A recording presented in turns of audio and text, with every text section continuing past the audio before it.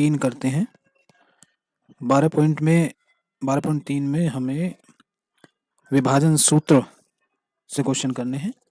2 तरह के विभाजन सूत्र हैं, एक तो है अंतः विभाजन के लिए और एक है बाह्य विभाजन के लिए, इंटरनल डिवीजन और एक्सटर्नल डिवीजन। तो विभाजन सूत्र लिख देते हैं। सेक्शन फॉर्मूला, बिंदुओं x1 y1 z1 तथा x2 y2 z2 को मिलाने वाले रेखाखंड को m/n में अंतः विभाजित करने वाले बिंदुओं के निर्देशांक यदि x y z हो तब x की वैल्यू कैसे निकालेंगे, mx2 plus nx1 upon m plus n, ये तो x की वैल्यू होगी, mx2 प्लस nx1 बटे m plus n। Similarly y की वैल्यू बनेगी my2 plus ny1 upon m plus n। z की value same, mz2 plus nz1 upon m plus n। इसी प्रकार जो बाह्य विभाजन होगा उसके लिए फॉर्मूला, जहाँ जहाँ n है वहाँ माइनस n लिख देंगे बस एक्सटर्नल डिवीजन के लिए, और फॉर्मूले जो ऊपर वाले हैं वो चेंज हो जाएंगे। x equal to mx2 minus nx1 upon m minus n, y equal to my2 minus ny1 upon m minus n, और थर्ड है z equal to mz2 minus nz1 upon m minus n। तो ये हमारे फॉर्मूले हो गए विभाजन वाले। अब हम एक्सरसाइज करते हैं।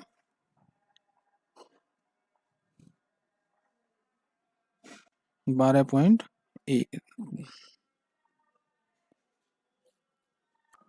प्रश्न 1 है, बिंदुओं -2 3 5 और 1 -4 6 को मिलाने से बने रेखाखंड को अनुपात, पहला क्वेश्चन है 2:3 में अंतः और सेकंड भी 2:3 में बाह्य विभाजित करने वाले बिंदु के निर्देशांक ज्ञात करने हैं। तो हम सॉल्यूशन करते हैं पहले पार्ट का।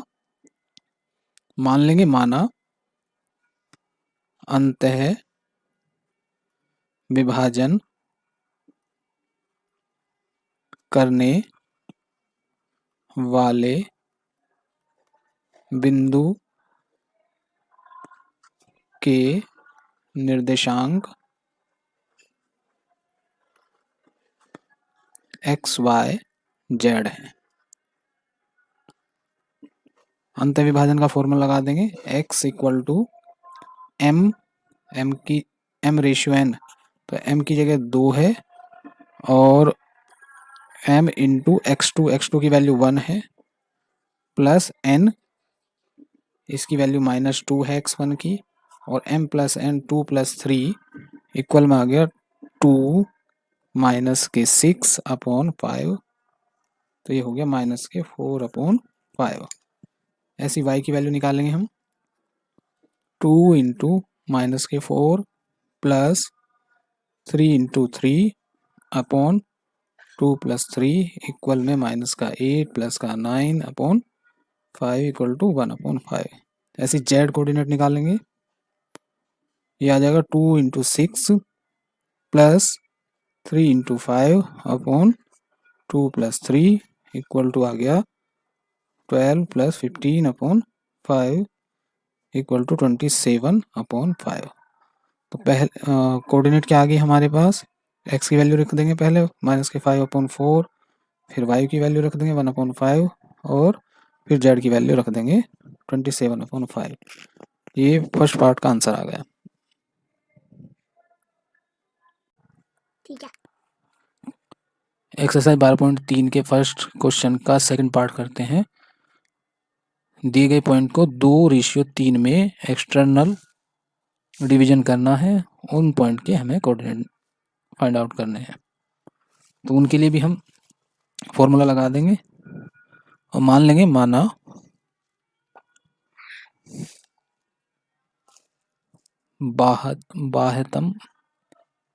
बाहतः विभाजित करने वाले बिंदु के निर्देशांक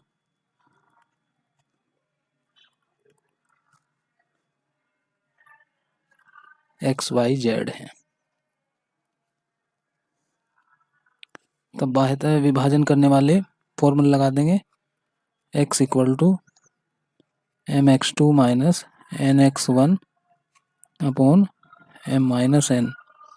m की वैल्यू 2 है, x2 की वैल्यू 1 माइनस n की वैल्यू 3, x1 की वैल्यू माइनस के 2 अपॉन 2 माइनस के 3 इक्वल टू 2 प्लस 6 माइनस 1 नीचे आ गया, ये आ गया 8 upon minus 1 equal to minus 8। ऐसी y की वैल्यू निकालेंगे my2 minus ny1 upon m minus n। m की वैल्यू फिर से 2 इंटू y2 की वैल्यू माइनस के 4, बीच में माइनस का साइन, 3 इंटू 3 अपॉन 2 माइनस के 3, माइनस का 8 माइनस का 9 upon minus 1 equal to minus के 17 अपॉन माइनस 1 इक्वल टू 17 आ गया। ऐसी z की वैल्यू निकालेंगे mz2 minus nz1 upon m minus n equal to m की जगह 2, z2 की जगह 6 माइनस 3 इंटू 5 अपॉन 2 माइनस के 3 इक्वल टू 12 माइनस के 15 अपॉन माइनस के 1 इक्वल टू माइनस के 3 अपॉन माइनस 1 इक्वल टू 3। तो कोऑर्डिनेट जो आ गए पॉइंट के XYZ या माइनस के 8, 17 और 3। क्वेश्चन नंबर 1 हमारा कंप्लीट हो गया है। दिया गया है कि बिंदु P 3,2, -4, दूसरा पॉइंट है Q 5,4, -6 और R संरेख है। वह अनुपात ज्ञात कीजिए जिसमें Q PR को विभाजित करता है। तो मान लो ये आपका इस तरीके से हो गया, P कहीं बीच में Q होगा और ये R हो गया। इनके कोऑर्डिनेट हमें दिए गए हैं, तो मान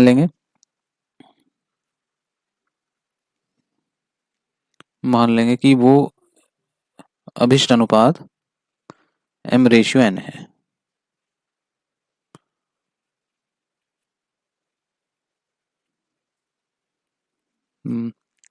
अभिष्ट अनुपात m/n है।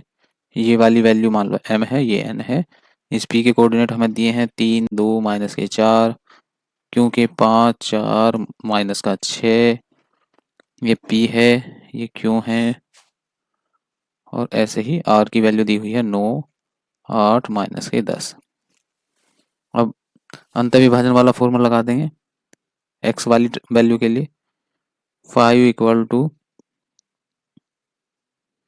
m इंटू x2 यानी 9 plus n into 3 upon m plus n। ये वैल्यू ऐसे मल्टीप्लाई होगी 5m प्लस 5n बराबर 9m प्लस 3n। ये इधर पहुंच गया, 3n इधर आ गया, तो ये हो गया 2n equal to 4m, m upon n आ गया 2 अपॉन 4 या m/n आ गया 1:2।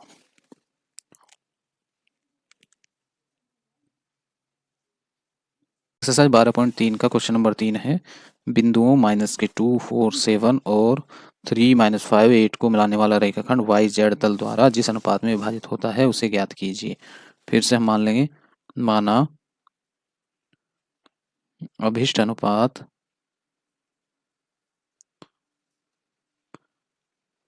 m/n है।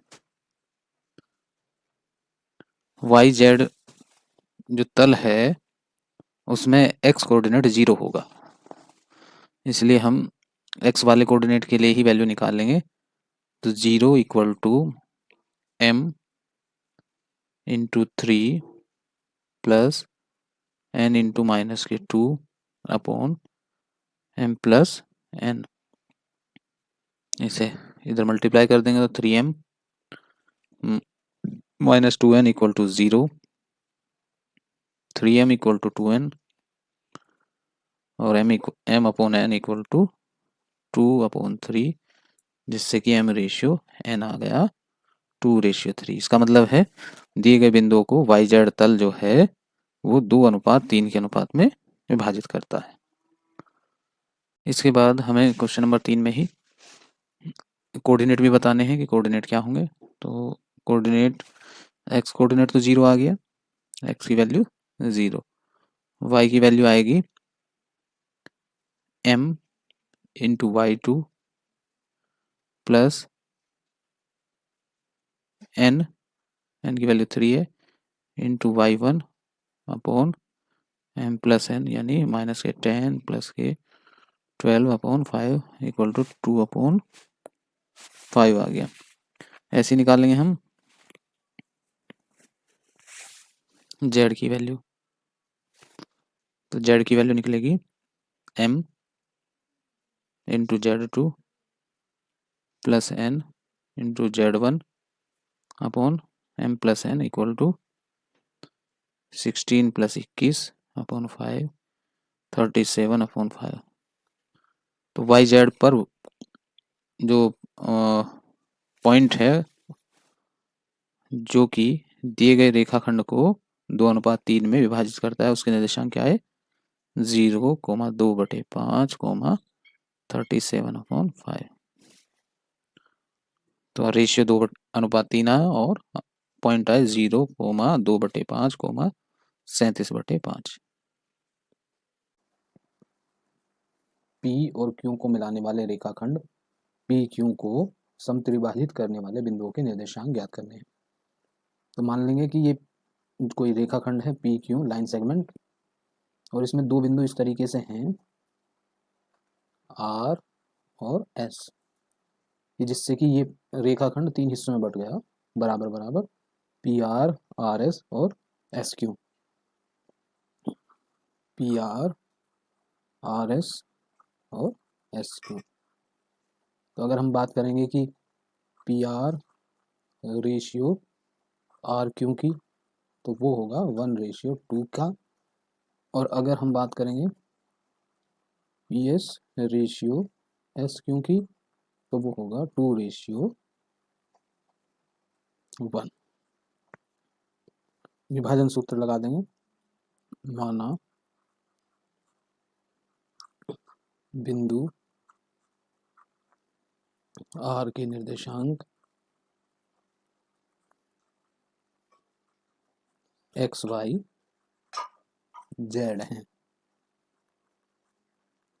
तब x की वैल्यू निकालेंगे हम इस हिस्से और इस हिस्से को मानते हुए। ये 1 हो गया अनुपात और ये 2 हो गया। तो m/n का फॉर्मूला लगाएंगे, m की जगह 1 और x2 की जगह 10 प्लस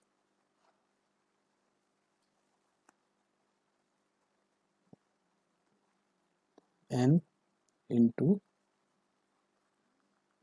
x1 अपॉन m जमा n इक्वल टू आ गया 10 + 8/3 = 18/3 = 6।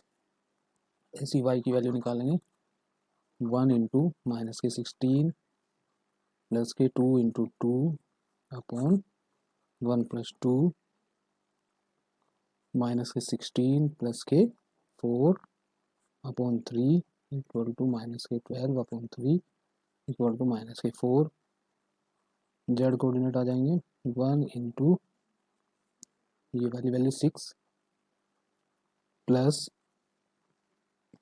2 into -6 upon 1 + 2 equal to 6 minus के 12 अपॉन 3 -6 अपॉन 3 इक्वल टू -2। तो बिंदु आर के निर्देशांक आ गए 6, -4 प्लस के -2। ऐसे ही हम एस के निर्देशांक निकालेंगे। एस के निर्देशांक मान लेंगे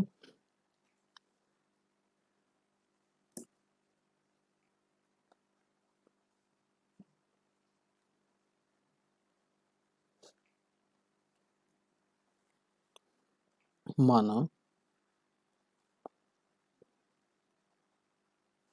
बिंदु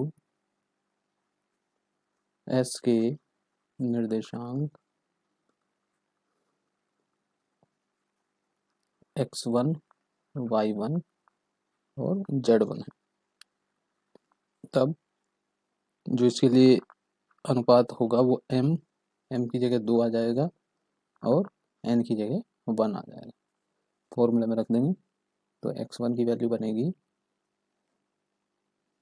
m into x2 upon plus n into x1 upon m plus n equal to 20 + 4/3 24/3 equal to 8।